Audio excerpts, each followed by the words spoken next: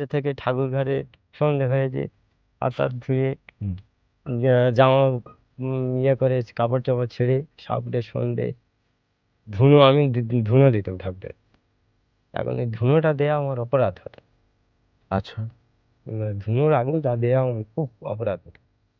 ধুনোটা যখন ঘোরাচ্ছি তখন এই বয়স, তখন এই গাছ তো খারাপ, হ্যাঁ গাছ তো ছিল, গাছ পুরো গাছ ছিল।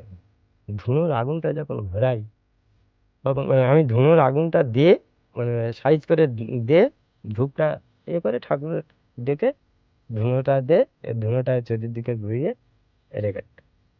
যখন ধুনোটা দিচ্ছি তখন এই বট গাছের পিছনে হুম। কে দেখি না কাঁদতেছে, আচ্ছা। একদম ওটা কাঁদতেছে। তখন যেই ধুনোটা দিছি কাঁদতেছে পিছনে, আমি তো ঘরের ভেতর থেকে কি কাঁদেছে বাইরে বেরিয়ে তো আছে থেকে খানিকটা তো দেখি না জোরে জোরে কাঁদতেছে।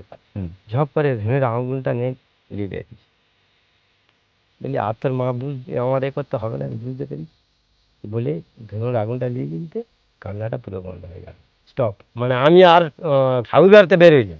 আচ্ছা। ঠাকুর গাড়তে বেরোলে আমার বিপদ হয়। হ্যাঁ, হ্যাঁ, একদম। আমি ঠাকুর গাড়তে ধুনোর আগুনটা লিখে সেখান থেকে ধুনো দেওয়া বন্ধ করে দিলাম। ওটা কি ছিল?